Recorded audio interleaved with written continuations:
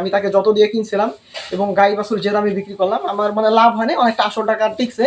এবং আমার যে শ্রমটা গেছে হিসাব করলে শ্রমটা আমার আর কি বৃথা গেছে বলা চলে, মানে শ্রমের টাকাটা যদি আমি হিসাব করি তাহলে সেটা হচ্ছে লস।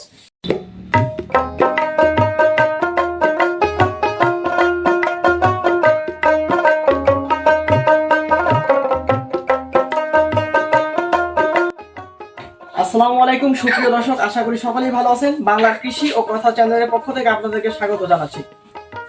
দর্শক, আজকে আমি আলোচনা করব যে আমার খামারে এতদিন আপনারা এই গরুটার ভিডিও দেখতেছিলেন, এটা হচ্ছে ফ্রিজিয়ানের ক্রস গরু এবং আরেকটা এর হচ্ছে ফ্রিজিয়ানের ষাঁড় বাচ্চা আছে।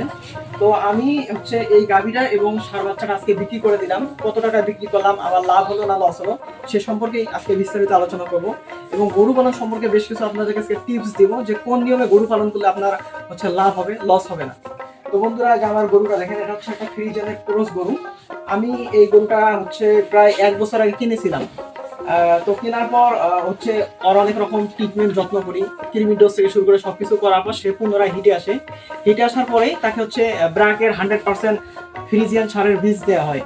বীজ দেওয়ার পর সে হচ্ছে বীজটা কনসেপ্ট করে, তাকে অবশ্য ডাবল বীজ দেওয়া হয়েছিল। বীজ কনসেপ্ট করার পর হচ্ছে তার যে কিছুদিন আগে আপনারা ভিডিওতে দেখছিলেন যে তার একটা ষাঁড় বাচ্চা হয়, বাচ্চাটার বয়স 1 মাস চলে। কিন্তু এত সুন্দর ফ্রিজিয়ান ষাঁড় বাচ্চা পাওয়ার পরেও আমি কেন এত ছোট অবস্থায় এই বাচ্চাটাকে এবং এই মা গরুটাকে বিক্রি করলাম, এর কারণ আপনাদেরকে বলতেছি। এর কারণ হচ্ছে এই গরুটাকে আমি অনেক রকম ট্রিটমেন্ট যত্ন দেওয়ার পরও এর দ্বারা খুব একটা ভালো ফলাফল পাইনি। মানে আপনার এর দিকে খেয়াল করে দেখেন যে 1 মাস হয়েছে তার বাছুর হয়েছে, কিন্তু দেখেন তার যে ওলানের অবস্থাটা, ওলান দেখেন একদম নিচের দিকে লাগিয়ে রয়েছে। এই যে ওলানের অবস্থাটা দেখেন, মনে হয় যে 1 ফোঁটাও দুধ নাই। যে ওলানের অবস্থাটা দেখেন, আপনাদেরকে দেখাই। এই যে ওলানটা দেখেন, ওলান একদম ভিতরের দিকে লাগিয়ে রয়েছে, ওলানে কোনো দুধ নাই। অর্থাৎ মনে করেন যে বাচ্চা যে পর্যাপ্ত দুধ পাবে সে দুধ পাচ্ছে না। এই দেখেন ওলানের অবস্থা, এই দেখেন ওলানের অবস্থা, ওলান একদম নিচের দিকে লাগিয়ে রয়েছে। তো এই হচ্ছে আমার ফ্রিজিয়ান গরুটা। তো এটাকে এই জন্যই বিক্রি করে দিলাম যে এই হচ্ছে তার বাচ্চা।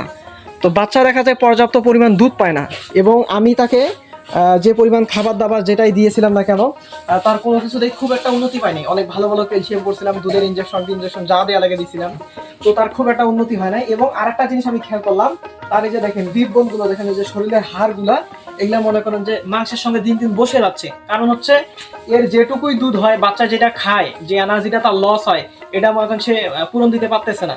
মানে গাভীটা অনেকটা বুড়া হয়ে গেছে। তো এই জন্যই আমি তাকে আসলে বিক্রি করে দিলাম।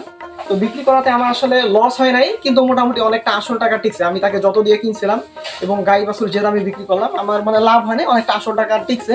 এবং আমার যে শ্রমটা গেছে হিসাব করলে শ্রমটা আমার আর কি বৃথা গেছে বলা চলে, মানে শ্রমের টাকাটা যদি আমি হিসাব করি তাহলে সেটা হচ্ছে লস। এই যে বাছুরটা দেখাই, এই যে হচ্ছে ফ্রিজিয়ানের বাছুর। বাবা উঠো তো, উঠো।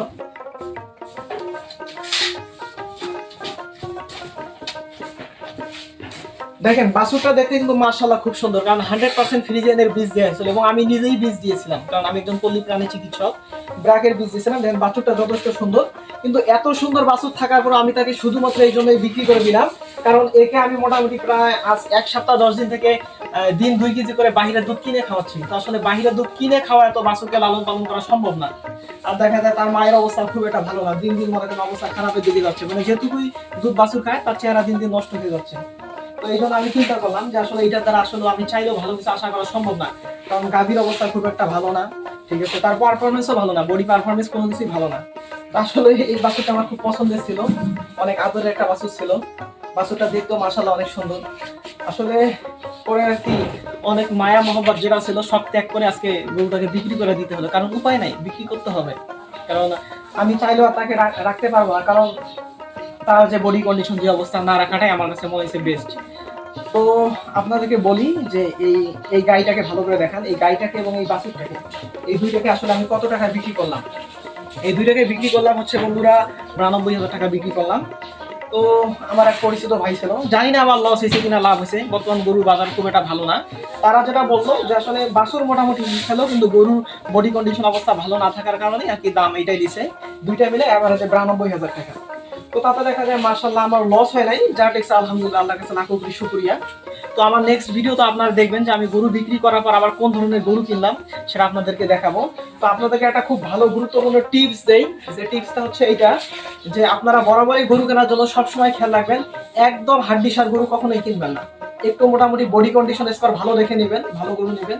এবং গাভী গরু যদি কেনেন, আপনাদেরকে আমি বারবার বলবো আপনারা তার উলান দেখবেন, তার উলানগুলো দেখবেন যে অবশ্যই ভাষাটা যেন বড় থাকে, এবং দুধের বাট খেয়াল করবেন, দুধের বাটগুলো যেন মোটা হয়। যে গরুর দুধের বাট চিকন, যেমন আমি এটা বুঝতে পারি যে বাটগুলো চিকন, একদম দুধ নাই, মানে আমি তো খাইতে পাইনি, বাছুরা ঠিক মতন পায় না। দুধের বাট মোটা হইতে হবে, এবং হচ্ছে গরুকেও ভালো হইতে হবে, ওলান বড় হইতে হবে, গরুর চতুর্পাশে বডি কন্ডিশন হচ্ছে ভালো দেখতে হবে, হাইট ভালো থাকতে হবে, চেহারা ভালো থাকতে হবে।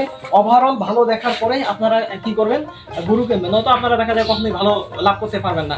আর সবচেয়ে ভালো হয় গরু কখনো দালালের কাছ থেকে না কিনে কোনো খামারির কাছ থেকে নেবেন, তাহলে হয় কি তার কাছে তথ্য থাকে যে আপনারা গরুটা কিনলেন, এই গরুটা হচ্ছে তার কাছে আপনি জানতে পারেন যে সে দুধ কত লিটার দিত, তার হচ্ছে ওলানের ম্যাস্টাইটিস রোগ হইতো কিনা, যে সে হচ্ছে বছর বিয়ে নি কিনা, প্রতি বছরই সে বাছুর দেয় কিনা, এইসব জানার পরে আপনারা গরু কিনবেন। এটা আপনাদের কাছে আমার রিকোয়েস্ট। তো বন্ধুরা, এই ছিল আজকের আমার এই ভিডিও, যে আসলে আমি গাভী এবং বাছুর কত টাকা বিক্রি করলাম। তো এর পরবর্তী ভিডিও আপনারা পাবেন যে আমি এরপরে আবার কোন ধরনের গরু কত টাকা দিই। তো এরকম আপনারা যারা আমার চ্যানেলে নতুন, নিত্য নতুন বিভিন্ন গরু সম্পর্কে বা খামার সম্পর্কিত ভিডিও পাওয়ার জন্য আমার চ্যানেলটিকে অবশ্যই সাবস্ক্রাইব করবেন। তো আশা করি সকলেই সুস্থ থাকেন, ভালো থাকেন। আসসালামু আলাইকুম।